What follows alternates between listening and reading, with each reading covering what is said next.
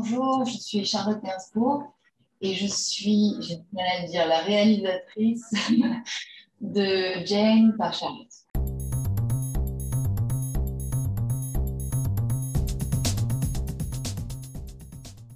C'est à la base un documentaire sur ma mère, Jane Birkin. Euh, mais c'est devenu, et le film qu'on voit, c'est plus le regard d'une fille sur sa mère, le rapport d'une fille à sa mère, d'une mère à sa fille, et, euh, et cette recherche en tout cas. Je n'ai pas du tout pensé au moment que je vis maintenant de montrer le film, d'une éventuelle sortie, de participer à des festivals. Enfin, c'était pas du tout dans, dans mon état d'esprit au départ. Au départ, je suis allée, un invité.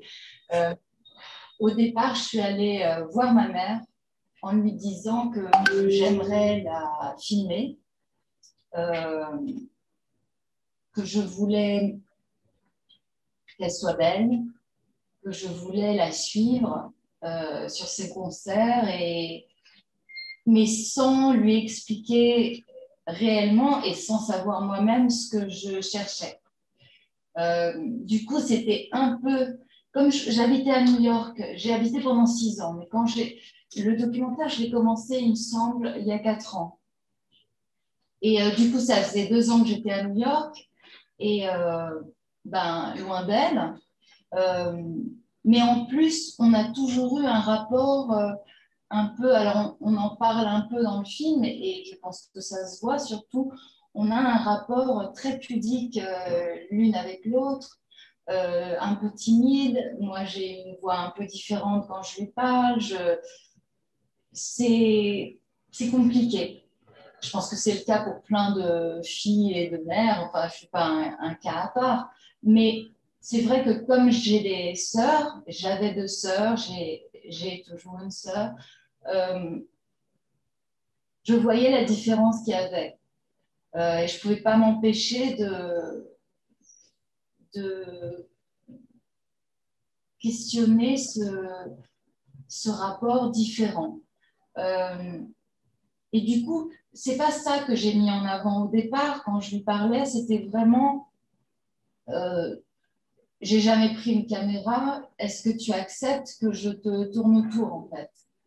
Et elle a accepté, mais justement, elle ne savait pas où je voulais en venir. Donc, j'ai commencé au Japon parce qu'elle avait un concert, donc j'en ai profité, on a mis en place une équipe, donc le plus professionnel possible. Et puis, j'ai commencé par une interview d'elle euh, au Japon, dans un cadre très installé. Et j'ai commencé par lui dire ça. Pourquoi on a un rapport différent du rapport que tu avais avec Kate et le rapport que tu as avec nous. Et je pense que ça l'a déstabilisé que je commence par ça, que j'aille droit au but en fait. Mais c'était, moi, ma logique, elle était claire, c'est que je me disais, je ne vais pas lui demander des questions sur son enfance et sur... Elle l'a déjà fait, c'est pas ça qui m'intéresse. Mais c'était quand même dans l'idée de faire un tableau d'elle. Donc, à l'époque, je pensais que j'allais la filmer avec son frère, sa sœur en Angleterre, un peu partout. Donc, l'idée, elle était beaucoup plus générale que ce que c'est devenu. En tout cas, pendant cette première interview, elle n'a pas du tout aimé euh, et elle s'est sentie pas attaquée parce qu'il n'y avait rien d'agressif de ma part du tout, mais très déstabilisée, ce qui fait qu'au retour à Paris, quand moi je lui ai dit alors comment on fait pour continuer, elle m'a dit non, tu arrêtes, je veux pas. Et j'étais hyper surprise et en même temps comme un peu prise en faute. Et du coup, j'ai eu peur de regarder mes rushs pendant plus d'1 an. Et je suis allée voir le producteur à l'époque qui m'avait accompagnée en lui disant ben, on arrête, je suis désolée, mais je ne peux pas continuer. Et du coup, on a tout mis au placard et elle est venue me voir à New York et je lui ai dit est-ce que tu veux qu'on regarde ensemble les roches pour voir si vraiment il y a quelque chose qui n'allait pas ou voilà. Et on a aussi vu un documentaire ensemble qui était fait par merde, alors, une auteure, enfin, sur une auteure américaine que j'adore, dont évidemment j'ai oublié le nom, euh, fait par son neveu. En tout cas, c'est un documentaire fait avec beaucoup de douceur, justement parce qu'ils sont dans une intimité.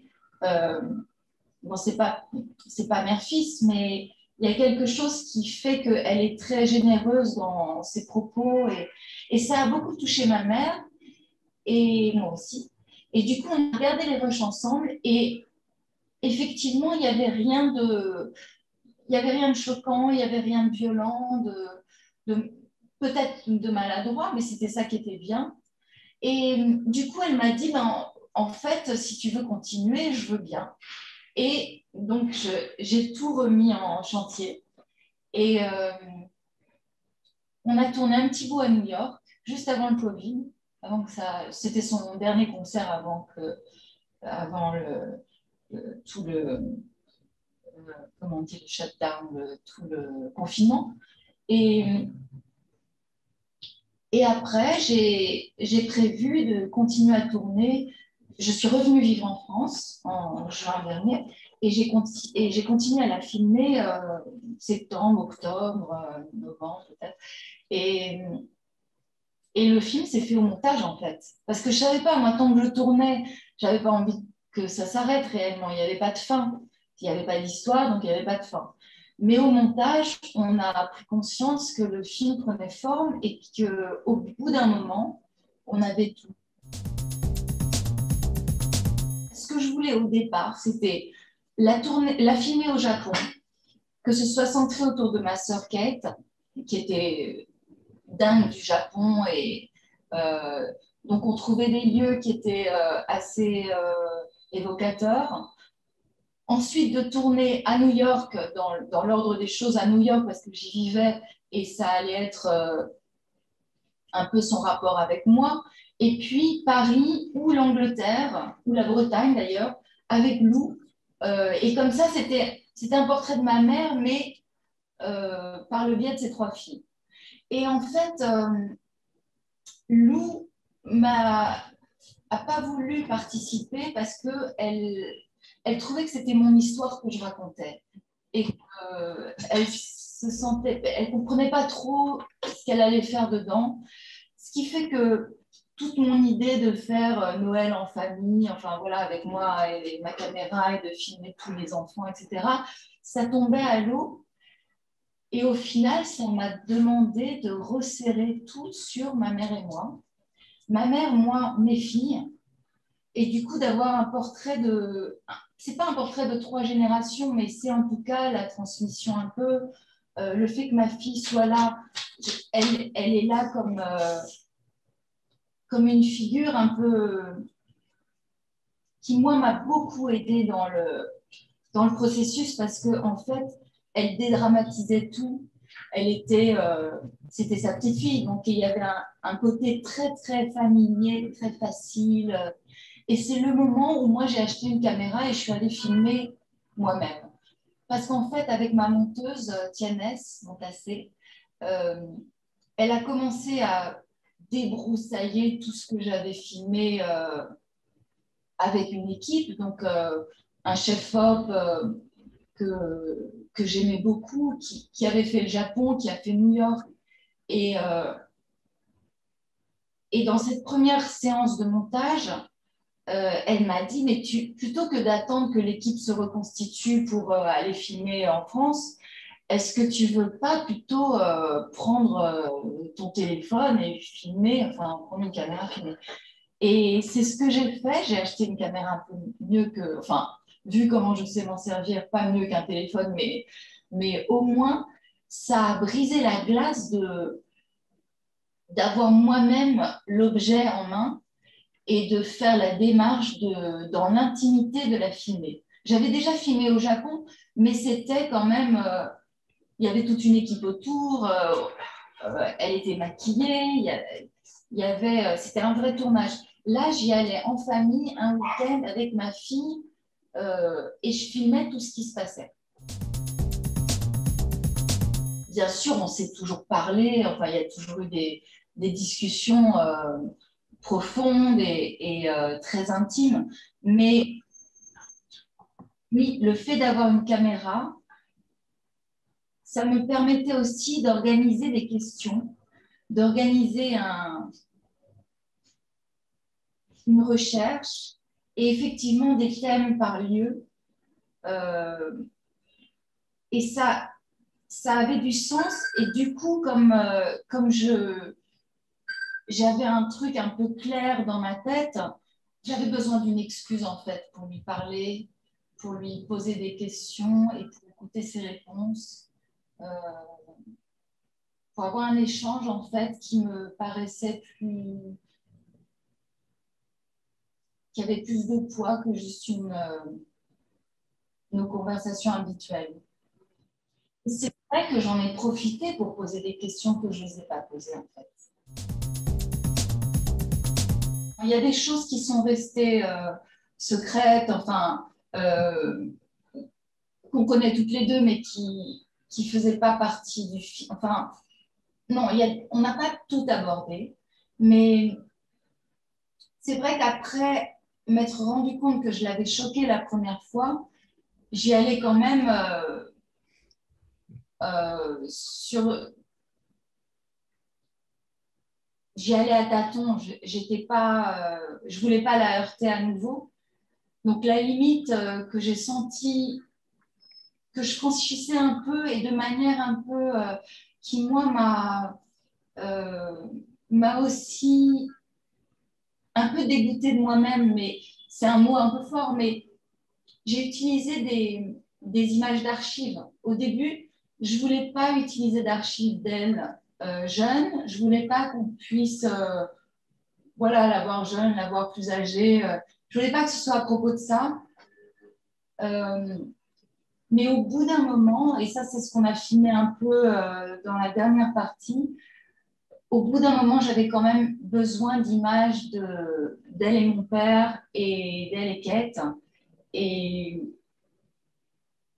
et du coup, j'ai eu l'impression de provoquer, je voulais pas provoquer d'émotion, mais c'était un terrain tellement douloureux que c'était compliqué de, euh, en plus, les moments où elle est très, très émue, c'est pas des moments où il y a les archives qui lui passent dessus et qui sont euh, dans le fond. C'est des images où j'ai projeté, et j'ai regretté après, mais j'ai projeté des mots que j'avais écrits. Et du coup, elle a plein d'écritures sur le visage et c'est le moment où elle est la plus émue et qui me touche terriblement. Et bon, bah, c'était un tournage de documentaire, donc c'était pas une prise de cinéma, ce qui fait que j'ai fait cette erreur, qui en même temps peut-être lui a permis d'être sans, enfin d'être assez généreuse aussi parce que elle se sentait un peu cachée. Euh, et quand je lui ai dit après coup, oh, je me sens con d'avoir mis ces trucs sur ton visage. Elle m'a dit, bah non, au contraire, on voit un peu moins, ça lui plaisait. Mais du coup, pour revenir à ma limite, c'était de projeter des images de Kate. De mon père, elle en a déjà vu, mais de Kate, c'était quelque chose que j'aurais tellement détesté qu'on me fasse à moi que elle me dit, à un moment, elle me dit, non, je préfère pas regarder. Et je dis, bon, on arrête, mais le temps que je prends entre, bon, bien sûr, on arrête et le fait d'arrêter, je trouve ça voyeur et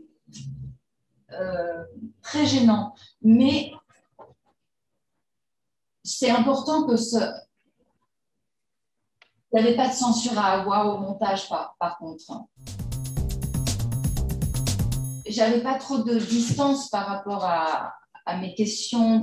J'essayais juste d'organiser euh, ma tête et que ça ait du sens. Parce que sinon, c'est vrai que je n'allais pas me poser toutes les questions enfin, répéter mes questions dans d'autres lieux. Il fallait trouver une petite logique qui en a pas. Au final, on saute quand même d'un lieu à un autre et c'est pas grave que ce soit pas articulé de manière ultra logique et constante. Oui, on saute d'un décor à un autre et on y revient et on trouve du sens comme ça. Mais pour moi, c'est vrai que je balayais les sujets aussi. Je mettais. Alors maintenant, je ne me souviens plus, mais bon, c'était évident que rue de Verneuil, ça allait être bien sûr beaucoup autour de mon père. Quand on était dans le lit, toutes les deux, je partais de la photo que Kate avait faite de moi dans un lit. On parlait du sommeil, euh, ouais, de son rapport au sommeil. Et après, ça a dévié sur l'après-mort de Kate et son absence, enfin, à elle, enfin, à ma mère, euh, bon, le choc que ça a provoqué. Mais après, on glissait vers des sujets qui n'étaient pas forcément prévus. Et puis moi, j'étais un peu au départ comme une mauvaise journaliste avec mes questions sur la table. Il y a un moment, il fallait que je les lâche aussi. Mais je pense que c'est ça qui l'a embêté le plus, c'était de sentir que les choses étaient préparées aussi. Elle m'a dit ce qui l'a dérouté au Japon, c'est que j'arrive avec un carnet complètement griffonné et voilà, que c'était un interrogatoire, quoi. Je fais pareil pour les chansons que je m'écris ou oui, enfin les albums que je fais. Je commence de manière très, très égoïste. Enfin, je commence et je finis de manière très égoïste où je pense qu'à ma mère et moi. Et j'ai pas du tout, je me suis pas du tout dit, sauf quand je voulais pas utiliser des archives au tout début, parce que je m'étais dit, ben, c'est ce que les gens vont vouloir voir, c'est, voilà, elle et mon père à 20 ans. Et je voulais éviter de tomber dans un côté people. Euh, voilà. Du coup, j'ai pas voulu faire plaisir aux, enfin, aux spectateurs que j'imaginais un peu friands voilà, de ce passé-là. Et la rue de Verneuil, je voulais vraiment. Au départ, je n'ai pas pensé à l'emmener. Parce que pour moi, j'ai vraiment scindé ma mère d'un côté. Et puis, je ne voulais pas qu'on fasse tout le temps référence à mon père. Je voulais faire un portrait de ma mère où elle existait sans mon père, où elle avait sa voix, voilà, ses mots, son influence. Mais au même moment, quand je terminais le documentaire à la rentrée, ça correspondait aussi au moment où les choses se concrétisaient sur la rue de Verneuil, sur mon projet d'en faire un musée. Et donc, je sentais bien que c'était un lieu qui allait m'échapper, que c'était un lieu que je m'apprêtais à partager.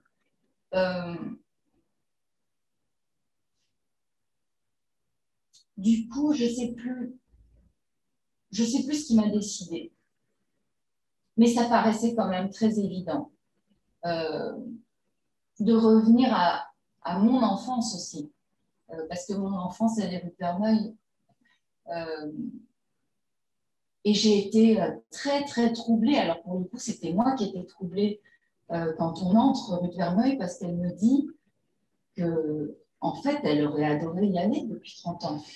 Mais c'est pour dire qu'on ne se dit pas beaucoup de choses. Enfin, c'est un sujet qu'on n'avait pas abordé. Moi, je lui parlais sans arrêt des problèmes que j'avais pour faire le musée. Elle m'avait dit à plusieurs reprises qu'il aurait fallu en faire don à l'État. Enfin, voilà, elle avait des idées que moi, je refusais complètement parce que je m'accrochais à la rue de Verneuil. Du coup, on parlait toujours de la rue de Verneuil d'un côté pratique et de mémoire de sa mémoire à transmettre, enfin, sa mémoire à lui, et du devoir que j'avais de faire ça. Mais moi, c'était un tel...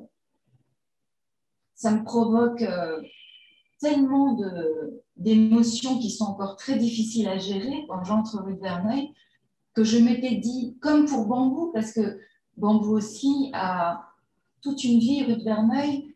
Et mon petit frère, Lulu, a voulu y aller, lui. Et elle a fait l'effort, Bambou, d'y aller pour lui. Mais c'était toujours très douloureux pour elle. Donc, d'une certaine manière, j'ai associé ça à ma mère et je me suis dit, personne n'a envie d'y aller vraiment. C'est en voyant la curiosité aussi des gens qui m'entouraient que je me suis dit non, en fait, finalement, c'est vraiment, c'est un lieu magique et c'est pas parce que des gens ont des souvenirs de Verneuil qu'ils n'ont pas envie d'y retourner, au contraire. Je m'en suis pas rendu compte que les deux allaient coïncider, mais c'est vrai qu'au retour de New York, bon, j'allais pas de manière très intime, enfin, rien à voir avec même ma famille très proche, mais j'ai accusé le coup, en fait, de revenir à Paris avec mes souvenirs. Ça a été très, très dur, très douloureux. Donc, je suis rentrée dans une dépression assez sérieuse. Et donc, bien sûr, j'ai rencontré un psy voilà, qui m'aide beaucoup, mais qui m'a dit, sur le moment, quand je racontais tout ce que je m'apprêtais à faire ou à finaliser, il m'a dit vraiment, retour à Paris avec un film sur votre mère et la maison de votre père, c'est pas ce qu'il y a de plus facile et de plus simple. Mais en fait, je pense que ouais, c'est totalement logique. C'est pas qu'une histoire de devoir, euh, je trouve ça, en fait, je trouve ça très bien d'avoir pris ça à bras le corps et de m'être forcée à faire ça à ce moment-là. Mais après, c'est vraiment des hasards, c'est des choses que j'ai pas à calculer. Donc, moi, j'aurais pu continuer avec ma mère aussi. On aurait pu continuer longtemps ce documentaire. On ne voulait pas que ça s'arrête. D'abord, moi, j'avais très peur de manière superstitieuse. Je voulais continuer à travailler sur elle et que j'ai toujours peur pour sa santé, etc. Donc, j'avais très, très peur que ce film soit marqué par sa disparition. Enfin, voilà, c'est des trucs très angoissants. Du coup, je ne prévoyais pas de date. Mais après, le film a pris une autre ampleur, en fait. On a fait ça de manière très, enfin, professionnelle, parce que j'avais une monteuse professionnelle, mais pour moi, tellement novice que j'ai pas imaginé une sortie, j'ai pas imaginé que ça ferait un film. Pour moi, je faisais des images et j'essayais de mettre en place un documentaire euh, qui allait peut-être voir le jour sur Arte ou sur Netflix, ou je sais pas, mais c'était pas un truc. Le fait d'aller à des festivals, je suis d'autant plus heureuse que je m'y attendais pas du tout et c'était pas prévu. C'est drôle, moi je peux pas dire que je suis réalisatrice. Pour moi, c'est pas un film ce que j'ai fait un documentaire, euh, mais qui m'a donné envie de faire un film, ça c'est sûr. Enfin, j'en parle comme si c'était un film aussi, donc c'est. Ouais, moi, j'avance toujours un peu en me cachant. J'ai fait ça en étant actrice aussi, avec mes albums aussi. Je suis pas. J'aime beaucoup en fait, c'est pas une étape. J'aime beaucoup ce moment que je veux prolonger de première fois, de pas avoir une casquette très très assumée. Euh, Ça me plaît beaucoup en fait parce que ça me permet de faire plein de choses. Je ne me sens pas photographe. Ma sœur était une vraie photographe professionnelle. C'est aussi pour me. Je l'avais en tête tout le temps quand j'avais cet appareil photo en main. Quand on finit le film et que j'ai un appareil photo sur la hanche, c'est qu'il y a quelque part aussi. Donc c'était pas. Je me sentais pas photographe, mais en même temps, j'adore prendre des photos. Euh, Et voilà, j'aime bien faire les choses sans être professionnelle, sauf que quand ça me ramène à une foule de professionnels comme Cannes ou Angoulême, euh, au fond de moi, je suis très, très fière, très ravie. Euh, mais voilà, quand je pense, là, je me dis, bon, alors est-ce que je pourrais faire un film, un vrai film basé sur un scénario? J'adorerais, mais je suis pas dans ce langage cinématographique, ou bien j'ai un langage qui sera le mien et qui sera un peu chaotique. Mais je peux pas être, j'ai pas fait la Fémis, j'ai pas, j'espère avoir une bonne culture de cinéma, mais j'ai jamais analysé le langage de cinéma. Ça m'a quand même pris, je sais pas, de 12 à, bon, il y a quelques années, bah, 30, ouais, peut-être 35 ans avant de comprendre que c'était comme ça que je fonctionnais comme actrice, que le fait de ne pas avoir fait une école d'acteur, pendant 35 ans, ça m'a quand même... 35 ans, ah ouais, c'est ça. Euh, Ça m'a quand même foutu vachement de complexe. Je me disais que je ne savais pas comment aborder un personnage. Tout ça était très chaotique jusqu'au jour où, bon, maintenant j'ai une petite méthode quand même d'approche de scénario et de travail, mais j'ai compris que j'aime bien ça, j'aime bien travailler en amont, essayer de préparer le mieux possible, mais après que ça m'échappe complètement, qu'il y ait des accidents de tous les côtés, c'est ça que j'aime les accidents. Donc ça, j'ai compris. Mais je trouve que comme metteur en scène, ne fonctionner qu'avec les accidents, c'est pas raisonnable. On embarque quand même une équipe entière, ou alors je fais un film à l'iPhone, mais le fait d'embarquer une équipe, c'est vraiment un travail d'équipe, justement, d'être metteur en scène, de faire un film. Quand on est acteur, quand on est chanteuse ou musicienne, et même photographe, on fait les trucs tout seul. On n'a pas. D'ailleurs, c'est tellement différent d'aller à un festival sans avoir cette casquette d'actrice et d'y aller. Pour la première fois, j'y vais sans a priori, en fait, et sans me dire merde, qu'est-ce que je vais dire pour pas faire chier le metteur en scène, ou qu'est-ce qu'il attend de moi, oui, qu'est-ce qui va plaire en fait pour bien jouer mon rôle d'actrice. Là, j'y vais dans un inconnu total. J'ai toujours dit que j'aime pas ce que je fais, j'aime pas mon travail d'actrice, j'aime pas quand je regarde des films, je n'aime pas physiquement. C'est toujours très, j'aime pas.